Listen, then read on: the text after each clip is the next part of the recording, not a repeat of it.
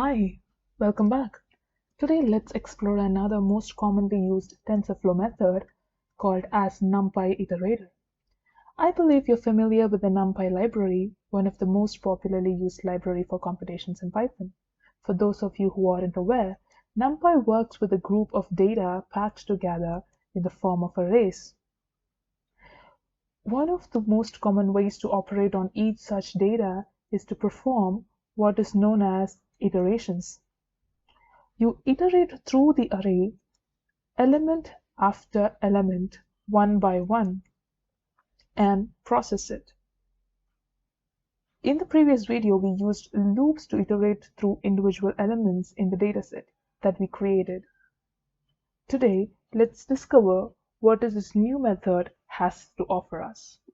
So the first step is to install TensorFlow by using this command, pip install TensorFlow, and importing it to your Jupyter notebook by using this command.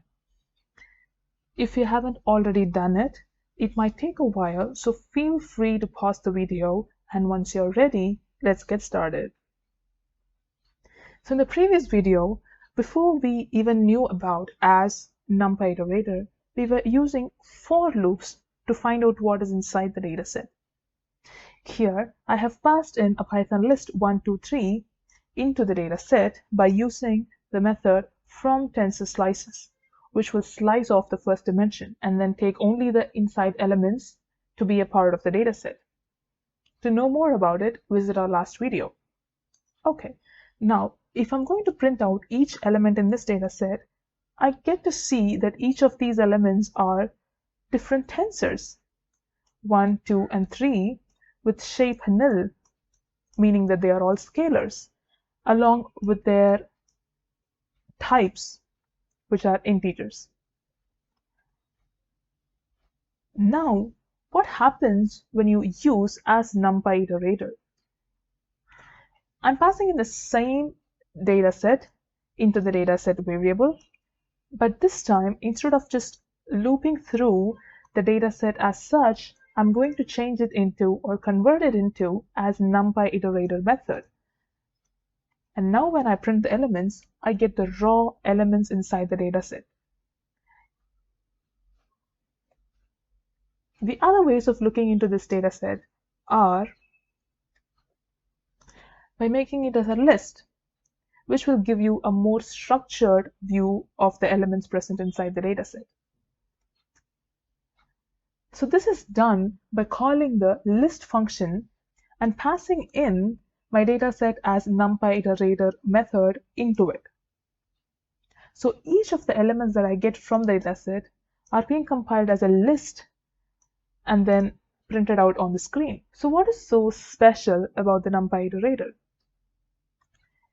This is because if you're working with numbers, it would sometimes get really hard and less intuitive when you go and practice them with tensor objects. So instead, you should be able to access them as just numbers. The next most important reason why we use NumPy iterator is that they are excellent in preserving the nesting patterns. Now let's consider this easiest example. We have a dictionary, not a list, but a dictionary of values. We have two keys here, which are A and B. And this time, instead of using just raw numbers, I have given them specific names depending on their positions inside the arrays so that it will be easy for us to visualize what exactly is going on. The naming system that I have used here is the convention in which you name each element in a matrix. Each element in a matrix is named according to the row and the column that they are present in. So if I consider this one, I have two rows. This is a row and this one is the next row. So the first row has two elements. So I'm calling the first element as first row, first element, and first row, second element. Similarly, for the next row, I'm calling them as second row, first element, and second row, second element. The same goes for the key B. Even in B, I have a row, but only one single row. So I'm calling them as first row, first element, and first row second element. Just to distinguish them between the keys, I have added A's and B's in front of them. Let's try to print out.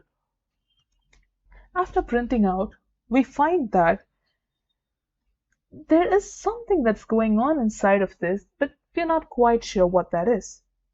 Okay, we have those two keys here, but what does it mean? What is the shape of the data inside the data set right now? Is it the same shape as this one, or is it something different?